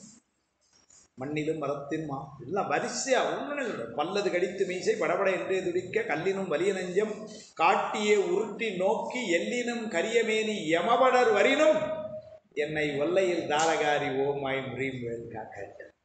தேவ அந்த யமதூதர்களே வந்தாலும் சரி ஒன்றும் பயப்பட வேணாம். அப்படியே அதெல்லாம் ரொம்ப அருமையான ஒரு இது. அதில் இருந்து அதுக்கப்புறம் திருவனந்தபுரத்தில் நான் சுப்பிரமணிய பிள்ளைன்னு ஒருத்தர், அவரோட சுவாமிக்கு ஒரு தொடர்பு ஏற்படுது. சுவாமி திருவனந்தபுரத்தில் போய் உட்கார்ந்து சுவாமி அதுக்கப்புறம் தமிழ் படித்தாங்க இல்லையா. நீங்கள் பாருங்கள், பேர்பட்ட ஒரு புலவர் தமிழ்நாட்டுக்காரரு தமிழ் படித்தது எங்கன்னா திருவனந்தபுரத்தில் யாப்பிலக்கணத்தை படிக்கணும்னு படித்தாராம். ஏன்னா கவிதை பாடுறோம், யாப்பிலக்கணம் தெரியணும். 22 நாளில் யாப்பிலக்கணத்தை படித்து முடிச்சுட்டார். இங்கே நம்மளால எம்ஏ தமிழ் படிக்கிறவன் 5 வருஷமாக யாப்பிலக்கணத்தில் ஒரு கவிதை எழுத முடியல. 40 பக்கம் நோட்டு 4 காலியாவது ஒன்றும் எழுத முடியல வந்து. ஆனால் அவர் என்னடா அப்படி 22 நாளில் வந்துட்டு எழுதுறாரு. அங்கே தான் வந்து சொன்னேன். இப்போ கூட ஐயாட்ட அந்த புஸ்தகம் பார்த்தேன், செட்டியார் வச்சிருந்தாப்புல பார்த்தேன். இந்த சுப்பிரமணிய பிள்ளைங்கிற ஒரு பெரியவர் கடைசி வரைக்கும் கூடவே இருக்கிற, கடைசியில் சீடராகி இவற்றை சன்னியாசமே வாங்குறார். அந்த சுப்பிரமணியர்களுடைய சந்திப்பு ஏற்படும் பொழுது அங்கே சுப்பிரமணியர்களுடைய நண்பர் ஒருத்தர் சுவாமி முன்னாடி ஒரு வண்ணம் பாடுறார். அந்த வண்ணம் வந்து உலகில் ஒரு சிற்றின்ப வண்ணம் வந்து தமிழில் வண்ணம்ங்கிறது ஒரு அமைப்பு பாடுறது. அது பாடுறது ரொம்ப சிறப்பு, அது கேட்குறதுக்கு ரொம்ப சிறப்பாக இருக்கும். அதனால் அப்படி பாடுறார். அதை சுவாமி எதை கேட்டே இருந்தார், பாடுறான்னு.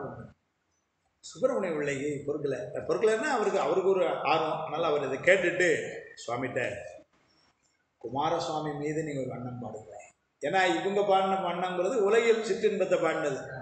அதில் குமாரசுவாமி மேலே ஒரு வண்ணம் பாடுங்களேன் அப்படின்னு சொன்ன உடனே சுவாமி உடனே வந்து என்ன பண்ணாரா, பாடுறேன் அப்படின்னு சொல்லி திருவுருமலை கோமகன் அப்படின்னு சொல்லி ஒரு வண்ணம் பாடுறார்.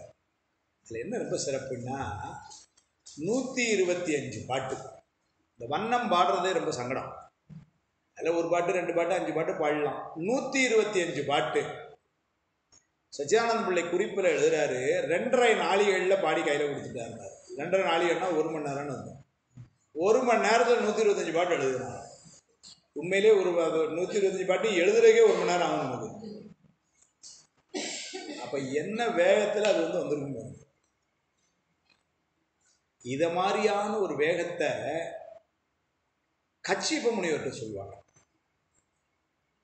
கவி ராட்சச கச்சியப்ப முனிவர்னு பேர்.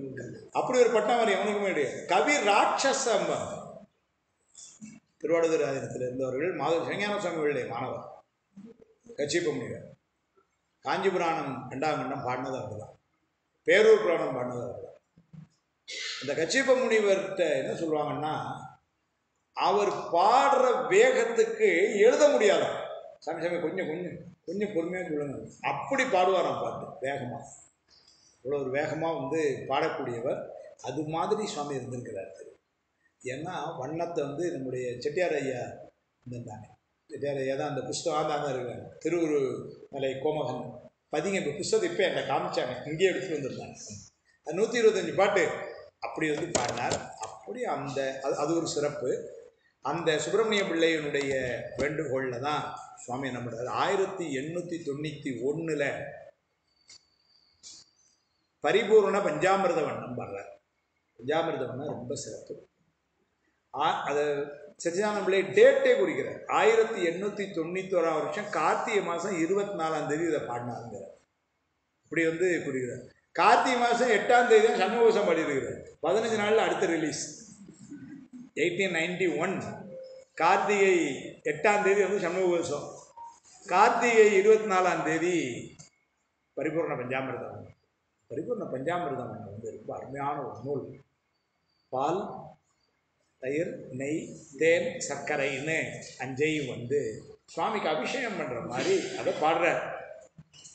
அது ஒரு பெரிய வரலாற்று சிறப்பு என்னன்னா, அதை பாடுற இடத்துல முருகப்பெருமான் இருப்பான்னு ஒரு குறிப்பை காட்டுறார். அது எங்க நடந்ததுன்னு காட்டுறார்.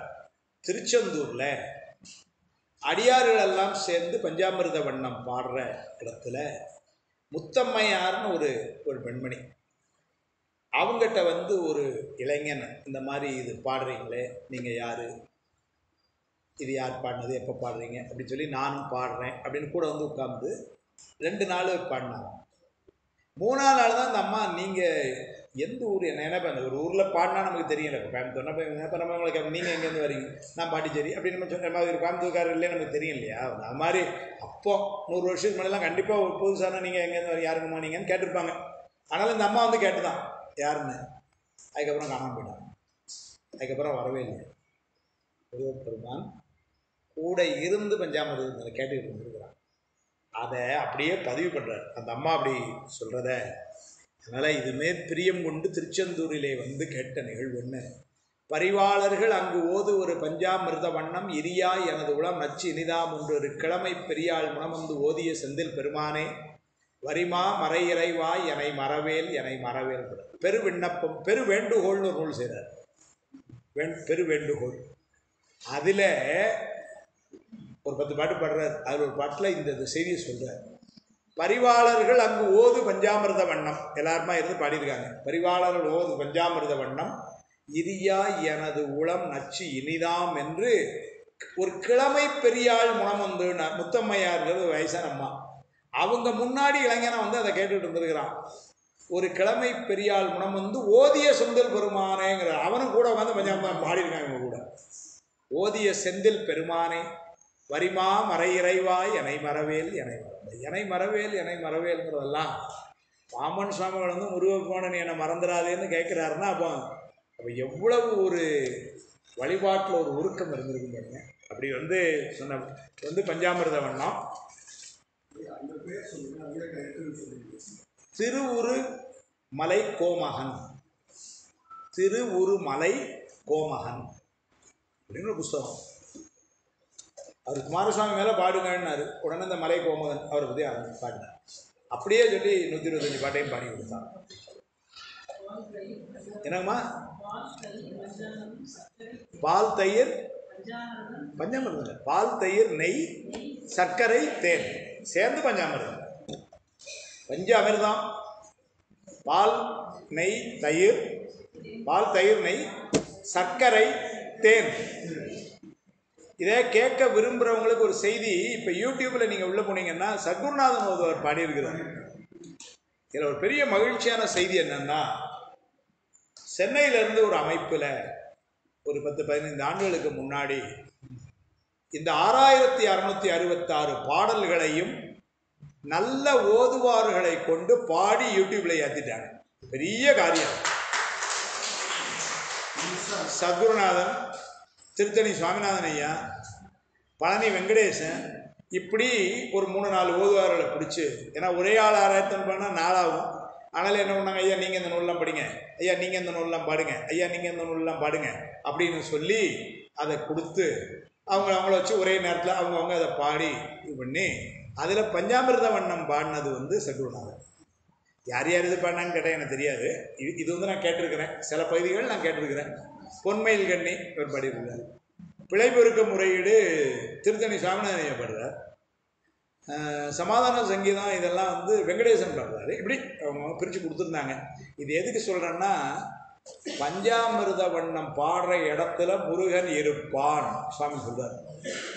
அதனால் வீட்டில் முருகன் வரணும்னு நினச்சிங்கன்னா வீட்டில் பஞ்சாமிர்த வண்ணம் பாடுங்க, முருகப்பெருமான் நாங்கள் வீட்டுக்கு வருவோம். முருகப்பெருமானை எப்படி இன்வைட் பண்ணணும் அப்படின்னா இது வழி சொல்லியாச்சு. அதனால் சைவநெறி முகாமில் கிடைச்ச செய்தி என்னன்னா, முருகப்பெருமானுக்கு எப்படி இன்விடேஷன் கொடுக்குன்னு சொல்லியாச்சு இன்னைக்கு. ஆமாம், என்னம்மா வாட்ஸ்அப்பு கொடுத்தா வந்துடுவாரா? நீங்கள் முருகன் நம்பர்லாம் வச்சுருக்கீங்க, எங்கிட்ட முருகன் நம்பர் எங்கே இருக்கு? அதனால் சொல்கிறார். அதுக்கப்புறம் ஒரு அருமையான ஒரு அதிசய நிகழ்வு நடந்தது சுவாமி வாழ்க்கையில். வாந்தி பேதி நோயினால் சுவாமி வந்து ரொம்ப அல்லலுக்கு வமனபேதின்னு பின்னாடி எழுதுற அதை வாந்தி பேதி அதில் வந்து இதாகி கம்ப்ளீட்டாக இதாகி நீர் சத்தெல்லாம் இழந்து போய் 3-4 நாளில், அதாவது அம்மையார் நினச்சிட்டாங்கன்னா இவர் போய் சேர்ந்துட்டார். ஏன்னா பேச்சு மூச்சு எதுவும் ஒன்றும் இல்லை. அதனால் அவங்க வந்து சரி வந்து முடிஞ்சு போச்சு அப்படின்னு சொல்லி அந்த அம்மா வந்து ஒன்று அழுது அதான் முடிஞ்சுட்டு நினச்சிட்டு அப்போ ஒரு சன்னியாசி தோன்றி கையில் ஒரு பிரம்பு வச்சுருந்தாங்க. ஒரு பிரம்புனால அந்த அம்மையாரை ஒரு 2 தட்டி, ஏன் துன்பப்படுகிறாய்? திருநீற்றை எடுத்துக்கொண்டு சொல்றார், நான் உன்னை விட்டு அகலவில்லை என்று நான் கூறியதாக அவன் செவியில் சொல். நான் உன்னை விட்டு அகலவில்லை என்று நான் கூறியதாக அவன் செவியில் சொல். அப்போ அந்த அம்மா வந்து சொல்கிறாங்க. இப்போ அது ஒரு குறிப்பு சொல்ல, இது சச்சியானந்த பிள்ளை தான் எழுதுகிறாரு, எங்கள் சுவாமின்னு சொல்லுவாங்க. அப்போ அந்த அம்மா வந்து ஆக்சுவலாக வீட்டு விளக்கணும். அதனால் அந்த வந்து சன்னியாசிட்ட, சுவாமி நான் இப்போ திருநீரை கையில் எடுக்கவா, நான் இந்த மாதிரி டேட்டு லா அப்படின்னு வந்து சொல்ல, ஆபத்தில் அந்நீதி இல்லை என்று அருளினார் அப்படின்னு சொன்னான். முருகன் தான் அது. ஏன்னா சன்னியாசி அது யாருன்னு தெரியாது, ஆனால் அது முருகப்பெருமானது. ஏன்னா அதுக்கப்புறம் மறைஞ்சு போகிறான், அதனால் அவனை தானே இருக்கணும். அதனால் இப்படிப்பட்ட ஆபத்தில் அந்நியதி இல்லை என்று திருவாய் மலர்ந்து மறைந்தனர். இதை சொல்லி அம்மா வந்து இப்போ திருநீர் பூசி அவருடைய காதில் போய் நான் ஒன்றை விட்டு அகலவில்லைங்குவோம். சுவாமி முடிச்சு எதிர்ச்சாங்க.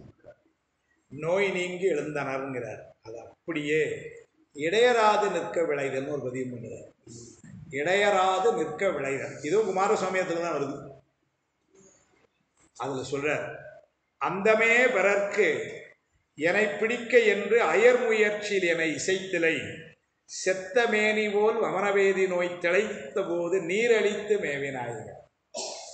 செத்த மேனி போல் வமனவேதி நோய் திளைத்த போது நீரழித்து மேவினாய் என்று சொல்லி முருகப்பெருமான் அவருடைய வாழ்க்கையில் நடந்த ஒரு அற்புதம். இன்னொரு அற்புதம், தல யாத்திரையாக போனார். பல ஊர்களுக்கும் போனார். திரு ஆலவாய் மதுரை, திருத்தணி, காலத்தி, திருவண்ணாமலை எல்லாம் பார்த்துட்டு காஞ்சிபுரத்துக்கு வந்தார்.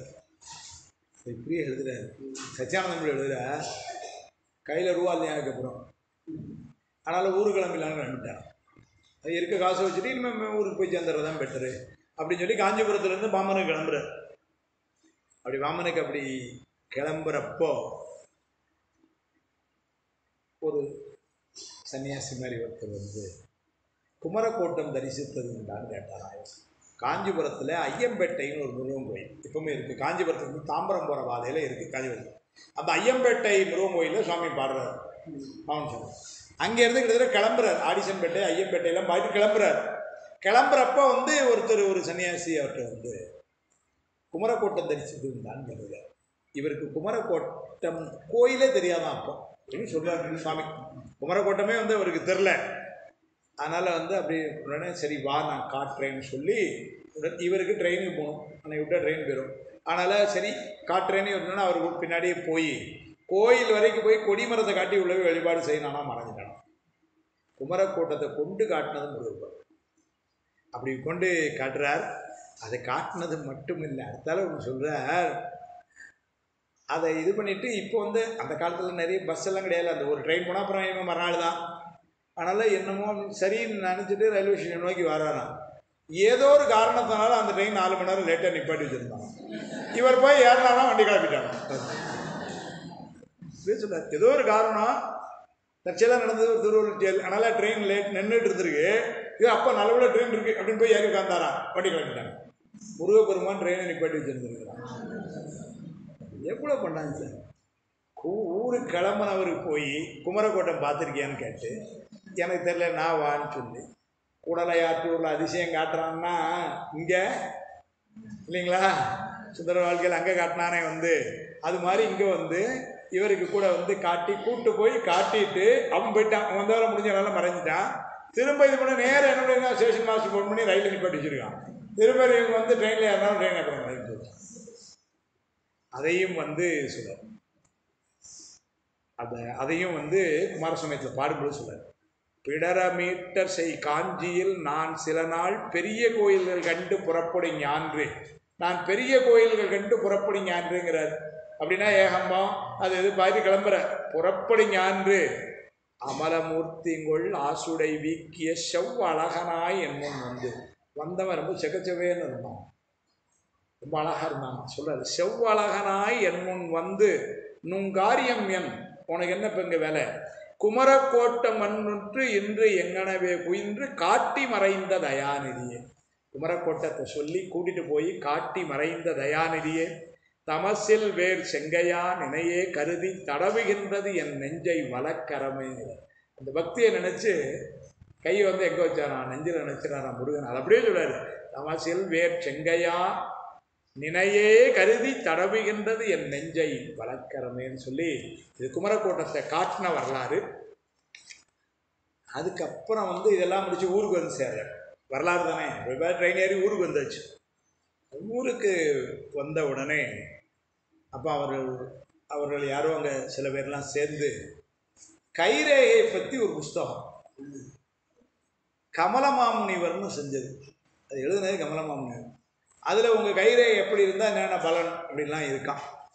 உடனே சுவாமிகள் கைரேகை கொடுங்க பார்ப்போம் அப்படின்னு சொன்ன பொழுது சுவாமிகளுக்கு இந்த கைரேகை சாஸ்திரம் யாருக்கா தெரியுமாங்க? யாரும் தெரியல. அப்போ நான் அடிச்சு விட்டதான் என்ன கேட்டேன்.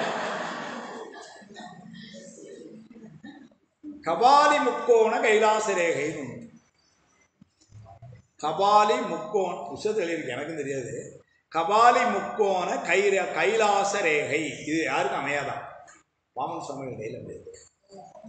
அந்த புத்தகத்தை வச்சுட்டு அவன் படிக்கான், கூட ஃப்ரெண்டு எவனோ ஒருத்தன் பார்த்தா இவருக்கு அதே மாதிரி தான் இருக்குது. கபாலி முக்கோண கைலாச ரேகை இவர் கையில் இருக்குது. அதுக்கு என்னவா அந்த உசரில் எழுதியிருக்கானா, தமிழால் வேர்பெருமானை பாடுதல், அறிவு நூல் பல தெரித்தல், அநேகரை சீடராக போடல், சித்தி விளையாடா துறவுன்னு எழுதி. கைலாச ரேகைக்கு கபாலி முக்கோண கைலாச ரேகை கையில் இருந்தால் அவங்க எப்படி இருப்பாங்கன்னா சொல்றார், தமிழால் வேர்பெருமானை பாடுதல், அறிவு நூல் பல தெரித்தல், அநேகரை சீடராக கொள்ளல். அடுத்தாலும் ஒன்று பாருங்க, துறவுன்னு எழுதலை, சித்தி விளையாடா துறவுன்னு எழுதலை. ஏன்னா பாம்பன் சுவாமிகளுக்கு முருகன் இவ்வளோ பண்ணாலும் பாம்பன் சுவாமிகள் மந்திரத்தில் மாங்காயை கொண்டு வந்தார்னு எங்கேயுமே கிடையாது. அவர் சித்தி எதுவுமே பண்ணல. அவர் உபதேசம் செய்கிறார். உபதேசத்தை ஒரு நூலாகவே வந்து செஞ்சார். அது உரைநடை நூல். செவி அறிவுரு ஊன்னு பேர் அந்த நூல். செவி அறிவுரு ஊ, செவி அறிவுரு ஊ அப்படின்னு அந்த நூலுக்கு பேர். அப்படின்னா உபதேசம் செவி அறிவுரு ஊ ஊ அந்த நூலுக்கு பேர். அப்படின்னா செவிக்கு அறிவுறுத்து என்ற உபதேசம். செவி அறிவுரு ஊ தன்னுடைய சீடர்களுக்கு செஞ்ச உபதேசத்தை சொல்றார். அதில் நிறைய செய்திகள் சொல்றார். ரொம்ப ஆச்சரியமா இருக்கும். சூரியனுடைய வெப்பநிலை எவ்வளவுன்னு சொல்றார். இன்னைக்கு இவன் சொல்றான் சூரியனுடைய வெப்பநிலை எவ்வளவு தெரியுமா? 38 டிகிரி. அம்மா அப்பா அஞ்சு அம்மாங்கிறமே. இப்போ 40 எப்பா எம்மாங்கிறோம். 8,40,000 டிகிரி செல்சியஸ்.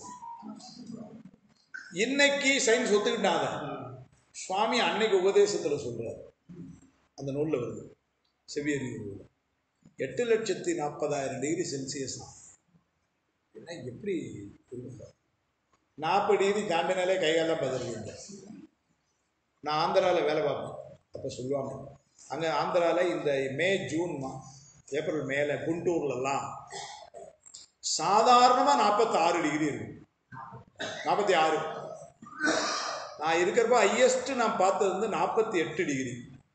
இங்கே குவைத்தில் நான் வந்து போயிருக்கும் பொழுது கேள்விப்பட்டேன் 50 டிகிரிக்கு மேலே வந்தால் இந்த ரோட்டில் வேலை பார்க்க பாருங்க, இந்த ரோடு ஒர்க்கு இந்த அவங்களுக்கெல்லாம் லீவ் கொடுத்துருவாங்களாம். 55 டிகிரிக்கு மேலே வந்தால் பள்ளிக்கூடம் லீவ் விடுவாங்கன்னாரு. நான் செத்தே போயிட்டேன். வர்றதுக்கு முன்னாடி ஊரை விட்டு கிளம்பிடணும்னு சரிங்களா. இந்த 48 டிகிரிக்கே ஆந்திராவில் வேடிக்கையாக சொல்லுவாங்க. குக்கரில் தண்ணி வச்சு அரிசி அங்கே வெயிலில் வச்சுன்னு கொஞ்சம் கழிச்சா வெந்துடும், எடுத்துகிட்டு வந்துருங்க. அடுப்பை துவைக்க வேண்டாமா வேடிக்கையாக. இதுக்கே எப்படின்னா சூரியன் பதில் எப்படி இருக்குனார் 8 லட்சம். இதே சுவாமி இது சும்மா சயின்ஸ் அவர் சொன்னாருங்கிறக்காக சொன்னேன். ஆனால் நிறைய உபதேசம் செய்கிறார். அதில் ஒரு இடத்துல சொல்லுவார், இந்த மூவர் பெருமக்கள்லாம் இறந்தவர்களை உயிர்ப்பித்தார்களே. ஞானசம்பந்தர் வரலாறுல வருது, பூம்பாவை வருது, திருமருகல் வருது, அப்பர் சுவாமிகள் வரலாறுல அப்பதியோட பையன் வருது, சுந்தரர் பெருமான்கிட்ட அவிநாசியில் வருது, எல்லாம் வருது. இதை மாதிரியான ஆற்றலை முருகன் எனக்கு தரவில்லை, நான் கேட்கவும் இல்லைன்னு எழுதுறார். அப்படின்னா என்ன அர்த்தம்னா, மூவர் பெருமக்கள் மேலே அவர் வச்சிருந்த மரியாதை அவங்கள ஏன்னா அந்த மாதிரி நான் இல்லை.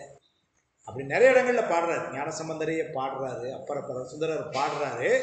அதில் இது ஒரு செய்தி இப்படியே எழுதுறாரு, மூவர் பெருமக்களும் இந்த மாதிரி செய்து வைத்தார். அதுபோல அருளாளர்கள் இல்லைன்னா அதனால் அந்த ஆற்றலை முருகன் எனக்கு தரவும் இல்லை, நான் கேட்கவும் இல்லைன்னு சொல்லிட்டார். அதனால்தான் அந்த கைலாச ரேகை என்ன சொல்லிச்சான், சித்தி விளையாடா துறவுன்னு. ஏன்னா இன்னைக்கு துறவுல ரொம்ப உயர்வது சித்தி அப்படிங்கிறது வேற ஒன்றும் இல்லை. இந்த உலகத்தில் செயற்கரிய செயல்கள் செய்வது சித்தி. சித்திங்கிறது அதுதான். சித்தி தருநாதன் தென்கமலை வாழநாதன் சோபோசர் ஆரம்பம். அந்த சித்திங்கிறதுக்கு அருணை வடிவேல் மலையார் உரையில் அதான் எழுதினார். சித்தி என்பது நம்போன்றோரால் செய்ய முடியாத செயல்களை அவர்கள் செய்வது, அதற்கு சித்தி என்று பேர். பின்னாடி அதுக்கப்புறம் பக்தி, அதுக்கப்புறம் முக்தி அப்படி எடுத்துகிட்டு போகிறாரு நூலில் அதனால் சித்தி தரும் நாதன் ஆரம்பித்தார். அதனால் அந்த சித்தி அதெல்லாம் என்ன சொல்கிறாரு, சித்தி விளையாடா துறவுன்னு அதெல்லாம் எனக்கு இல்லை என்று சொல்கிறார். நேரம் ஆமாம்மா சரி. அப்போது இதெல்லாம் வாழ்க்கை வரலாறுல கொண்டே இருக்கும். இப்போ நம்ம கிட்டத்தட்ட எங்கே வந்திருக்கிறோம்னா 1891-92 வருஷத்தில் நிற்கும். 1929 மறைவார். அது வரைக்கும் இருக்குது. அதாவது வரலாறுங்கிறனால நம்ம அப்படி சொல்லிட்டு வரோம். ஒரு வரலாறுன்னு இருந்தால் அந்த தோற்றம் அப்புறம் வந்தது பிடிச்சது அப்படி வரிசையாக வரணும் இல்லையா, அதனால் வாழ்வுங்கனால சொன்னோம். அதனால் இப்போ என்ன பண்ணுறோம், மதிய உணவு இடைவேளைக்கு பின்னர் இந்த வரலாறை கொஞ்சம் சொல்லிவிட்டு அதுக்கப்புறம் இன்று மதியமும் நாளையும் அவர் பாடிய பாடல்களில், ஏன்னா வரலாறு என்பது அருள் வாழ்க்கை, அதனால் தெரிஞ்சுக்கணும்னு நினைக்கிறோம். அந்த கதை இப்போ நம்ம வரலாறுன்னு எவன்ட்டு சொல்ல முடியும், சொந்த கதையும் ஜோக கதையும் எவன்ட்டு சொல்ல முடியாது. அவருடைய கதை நமக்கு தெரியணும். ஏன்னா முருகப்பெருமான் எவ்வாறெல்லாம் வரணும், அது என்னன்னா முருகப்பெருமானை வழிபாடு செய்பவர்களுக்கு அவன் இவ்வாறெல்லாம் அருள் புரிவான் என்கின்ற நம்பிக்கை தருவதற்காக சொல்றான். இன்னைக்கு முருகப்பெருமானுடைய அருளை பெற்று இருக்கிறார்கள். முருகன் நமக்கு அருள் செய்கிறானே, நமக்கு செய்கிறானே, எவ்வளோ செஞ்சு கொண்டிருக்கான். அதனால் அதை பாமன் சாமியோட வரலாறுல பார்க்கும் பொழுது இப்படியெல்லாம் முருகப்பெருமான் எவ்வளோ கருமையாக இருக்கு அப்படின்னு அதில் எங்கள் குருநாதர் சொல்லுவாங்க அடிக்கடி, அது குழந்தை மூர்த்தம், அதனால் கேட்டவுடனே கொடுத்துரும் அப்படிம்போம். ஏன்னா சுவாமி அப்படி இல்லை, அவர் பெரியவர். ஆனால் நம்ம போய் கேட்டாலும் கொடுக்கலாமா, ஆள் எப்படி அப்படின்னு பார்ப்பார். அம்மாவுக்கு ரொம்ப கருணை இருந்தாலும் ஐயா கூட இருக்கனால சரி ஐயா டிபார்ட்மெண்ட்டு அப்படின்னு கொஞ்சம் அமைதியாக நம்ம எதுக்கு புதுசு முன்னாடி போய்கிட்டு அப்படின்னு. பிள்ளையார் பாவம், அவருக்கு வயிறு பெருசு, அவர் அதை ரெப்புரைக்க நேரம் இருக்குது, ஏதாவது பாவம் இப்படி ஒன்று சொல்லிட்டு முருகப்பெருமான் அது ரொம்ப குழந்தை மூர்த்தமாக. அதனால் நீங்கள் அது கையில் ஒரு தங்க கிண்ணம் இருந்ததுன்னு வச்சுக்கோங்க, நீங்கள் போய் கேட்டாலும் தானே கொடுத்துரும் அது. ஏன்னா அதுக்கு இது என்னென்ன தெரியாது, அது அதனால் இப்படி வேடிக்கையாக சொல்லுவாங்க. அவங்கெல்லாம் அப்படியே முருகப்பெருமான் அப்படி அனுபவிக்கிறவங்க. அதனால் எங்கள் சுவாமி சொல்லுவாங்க, அது குழந்தை மூர்த்தம் கேட்ட உடனே கொடுத்துரும். அதனால் முருகப்பெருமான்கிட்ட நம்ம கேட்ட உடனே கொடுப்பான்னா, கேட்க முன்னாடியே பாமன் சுவாமிகளுக்கு கொடுத்துருக்கிறாங்கிற வரலாறு நமக்கு தெரியுது. அதனால் அதுதான் அந்த